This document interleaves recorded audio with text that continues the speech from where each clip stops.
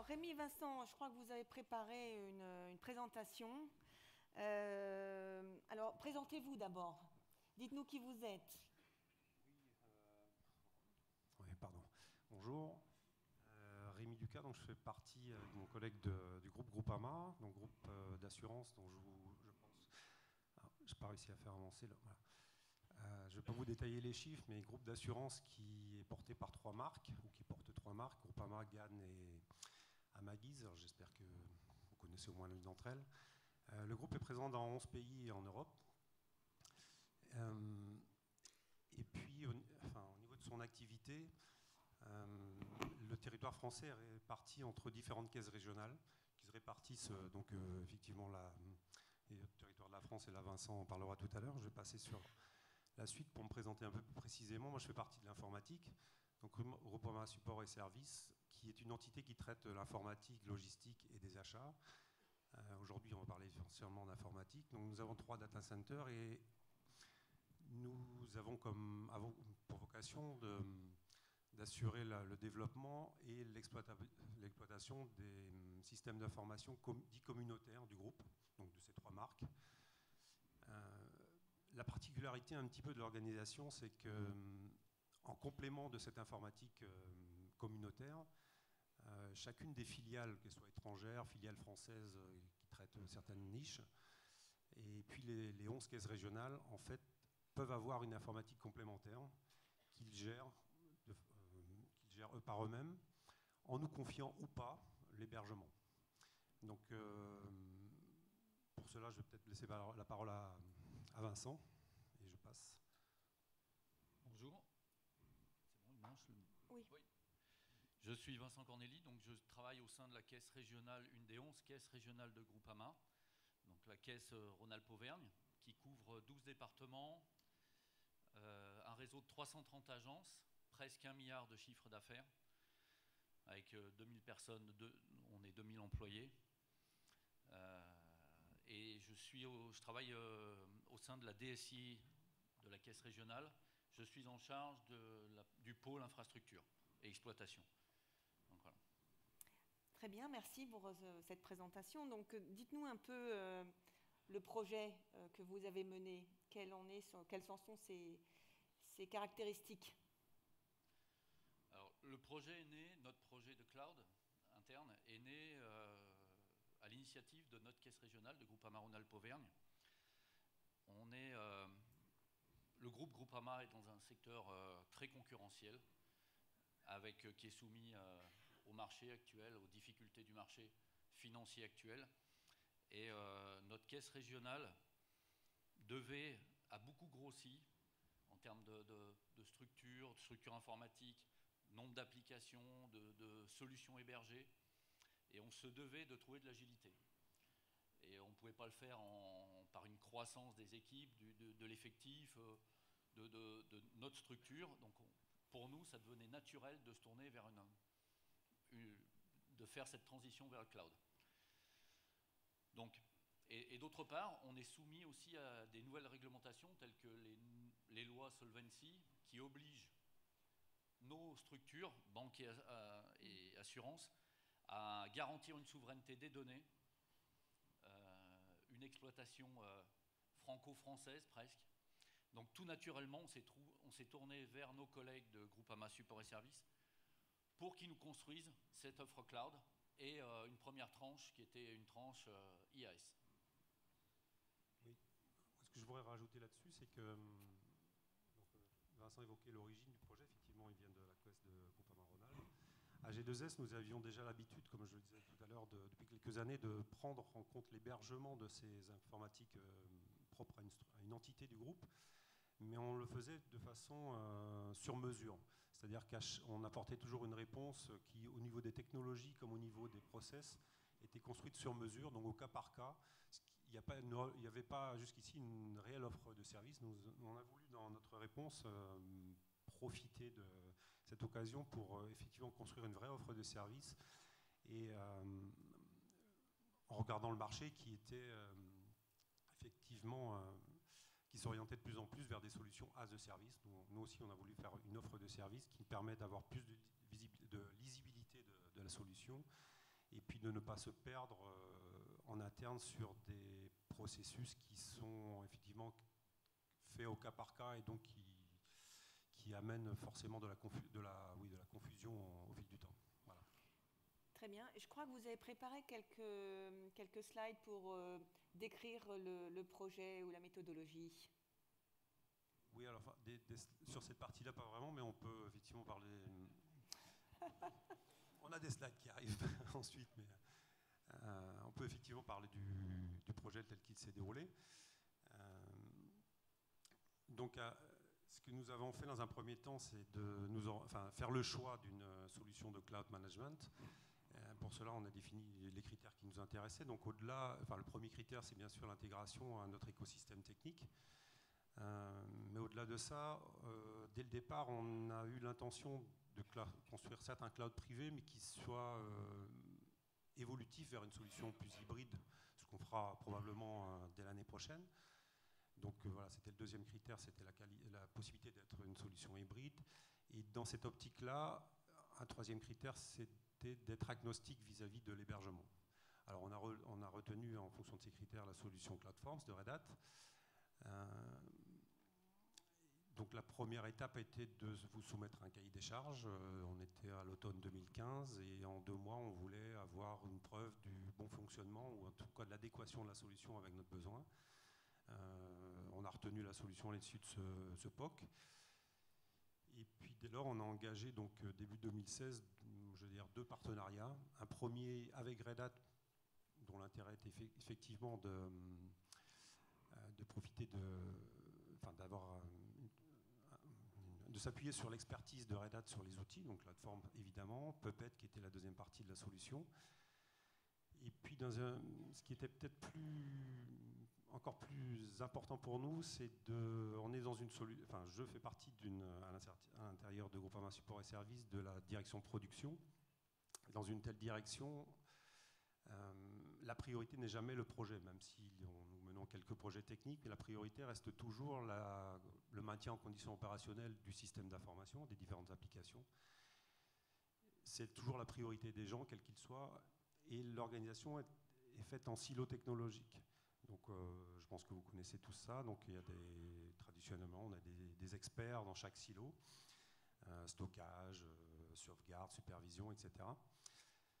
De construire un projet comme ça, c'était l'occasion d'essayer de faire sortir les gens de leur activité quotidienne et à l'occasion de sprints, donc conduites en partenariat avec les experts de Red Hat, de définir en début de sprint, chaque sprint faisait une semaine jusqu'à 10 jours, de définir en fait l'objectif de ce sprint, de sortir les gens dans un mode un petit peu bocal, même si on n'y arrive pas forcément, parce que la priorité c'est toujours l'application ou le système qui fonctionne ou pas, qu'il faut maintenir.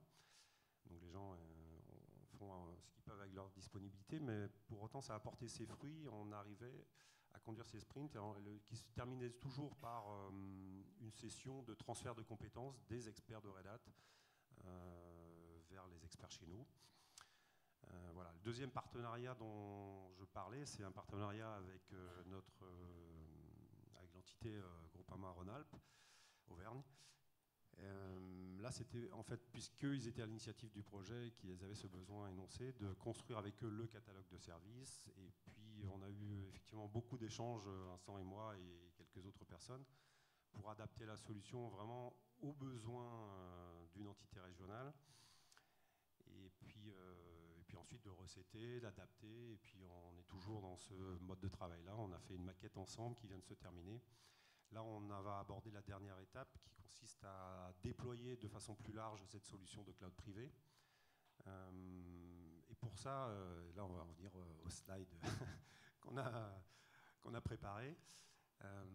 Pour ça, on s'est dit que, quitte à avoir une solution qui, chez nous, en tout cas, était un petit peu innovante par rapport à nos façons de répondre jusqu'ici, on s'est dit qu'au niveau de la communication aussi, il fallait qu'on essaye d'innover un petit peu. Alors on a bien sûr communiqué avec nos outils traditionnels, mais on a aussi réalisé une petite bande dessinée que je te propose peut-être de commenter, parce que je ne sais pas si elle va être vraiment lisible à l'écran. Ah, je suis passé trop vite. On peut faire un retour sur... Oui, bouton rouge. encore plus... C'est bon? Ouais, Est-ce qu'elle est lisible? bon. Donc les collègues de G2S ont réalisé cette petite bande dessinée qui me met en scène au sein de notre DSI. Un vendredi soir, un cas d'école, avec une demande spontanée d'une de nos utilisatrices, plutôt charmante sur la BD, qui vient et qui me... Ça n'a pas l'air de le cas, là. C'est du marketing. Bon, les filles chez nous à la DSI sont plutôt rares, mais bon, on en a quelques-unes. Donc elle me met en scène un vendredi soir, et cette utilisatrice vient me demander, comme ce qui est courant maintenant chez nous, de plus en plus courant, une plateforme ou des machines pour, je crois, c'est le lundi, la semaine suivante. Donc avec les interrogations habituelles, est-ce que ça va être dispo, est-ce que tu auras le temps, est-ce que ça va coûter cher, là tu peux peut-être tourner.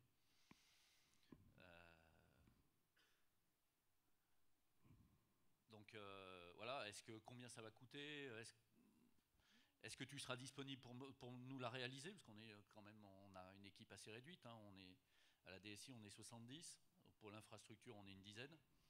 Donc cette agilité, dans le passé on ne l'avait pas. Donc je lui explique que nous avons une nouvelle plateforme qui s'appelle chez nous Cirrus, comme par hasard. Le cloud, on parle de nuages. Et que je vais pouvoir, grâce à cette plateforme, provisionner une machine ou des machines, suivant sa demande, dans les infrastructures de G2S, de notre GIE, et avec une petite démo. Je lui explique que ces machines seront détenues et hébergées, parce que la crainte de nos utilisateurs est souvent là, quand on parle d'hébergement externe, c'est où sera la donnée, quand est-ce qu'elle sera disponible, comment on va pouvoir y accéder, enfin toutes les questions naturelles des utilisateurs. Donc je lui montre qu'on la provisionne, qu'elle est chez nous, provisionnée à l'extérieur dans les data centers qui sont à Bourges et en Bretagne, et provisionnée en quelques clics. C'est ce qui est nouveau chez nous, dans la structure, c'est qu'on provisionne aujourd'hui des machines et on les commande en quelques clics. Donc là, c'est issu de la plateforme CloudForm que Rémi nous a mis à disposition. Nous, on est clients, on n'a pas participé au choix de l'outil.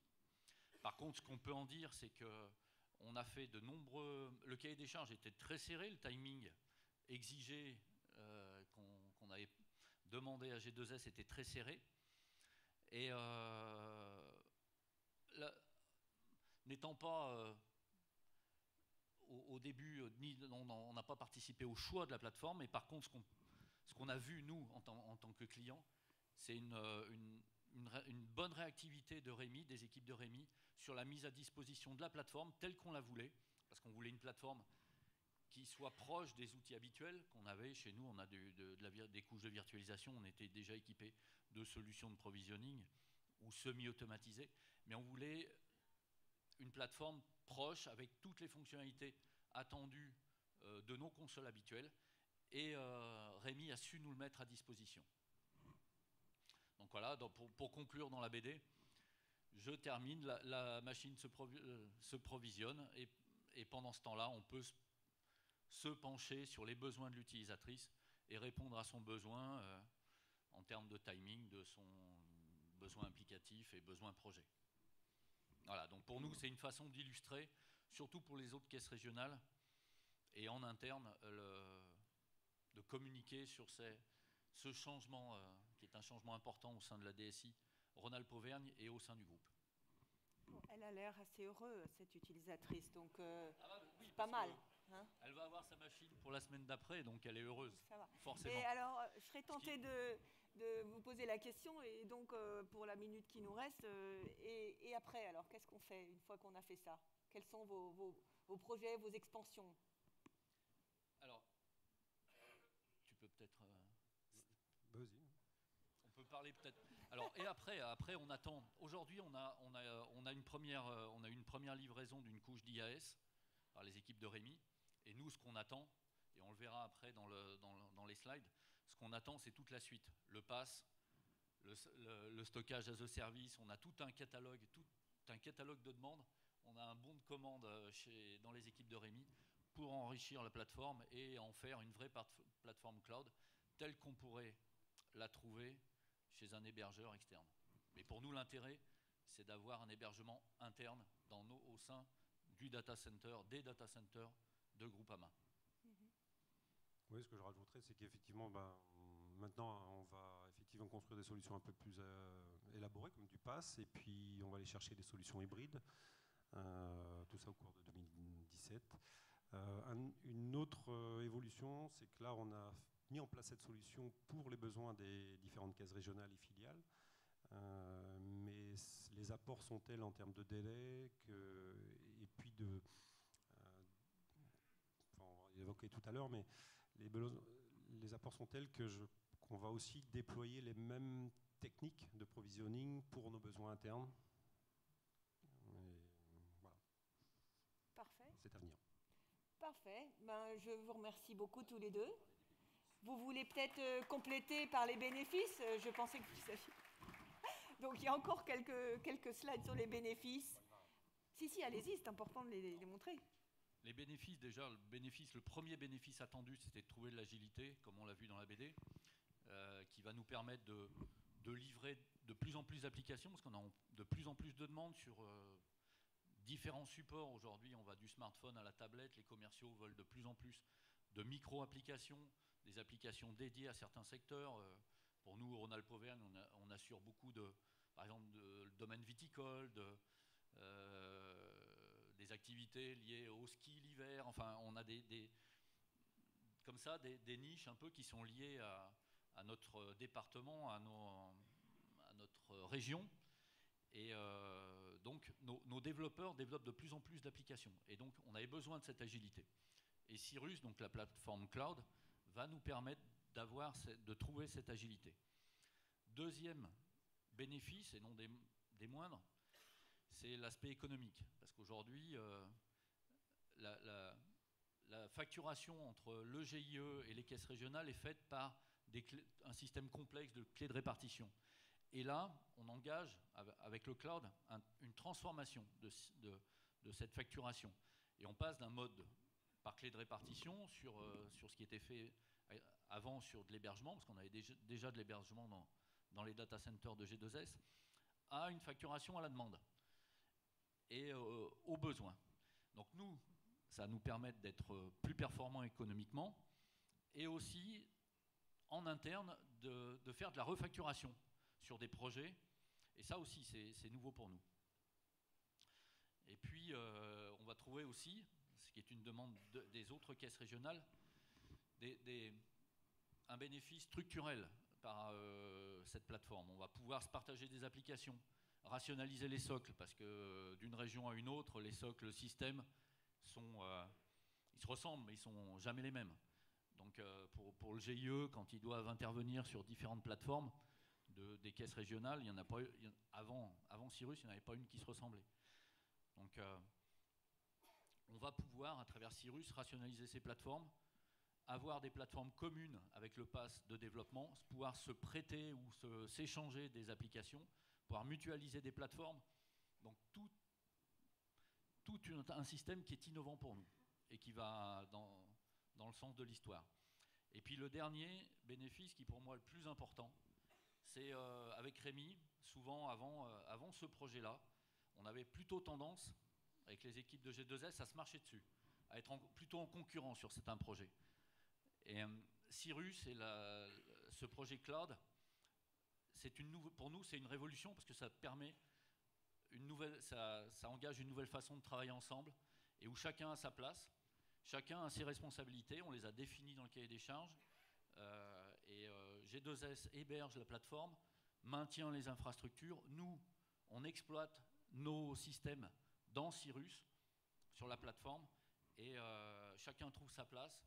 Et du coup, le projet fait son chemin sans encombre, sans trouver de résistance chez nous, dans les équipes. Et je pense qu'au sein des autres caisses régionales qui sont en train d'y venir, chacun va y trouver sa place et On engage là une vraie transformation des équipes. Et la preuve, on est ici aujourd'hui pour en parler, ce qui n'était pas le cas avant sur certains projets, ou très peu le cas. Et à vendre le projet en interne, en externe. Bon, je crois qu'il a à peu près tout dit. C'est comme vous, les clients sont les meilleurs témoins. Vous parlez d'une aventure. Ce que je pourrais rajouter au niveau des apports chez nous, en plus des apports classiques qu'on voit là de solutions de cloud, c'est qu'en fait, le fait d'avoir... je parlais tout à l'heure des silos techniques, je vais en finir là. D'avoir construit une solution de ce type qui force à industrialiser et forcément à revoir tous les process de construction, ça amène les gens, notamment dans ces bocals, lorsqu'on faisait des sprints communs avec les partenaires de Red Hat, à repenser les façons de construire, à repenser effectivement le mode de provisioning pour réussir à l'automatiser. Ça a vraiment mis un coup de dépoussiérage, j'allais dire, sur nos habitudes de travail à la direction de production informatique. Voilà. Magnifique. On peut les applaudir bien fort.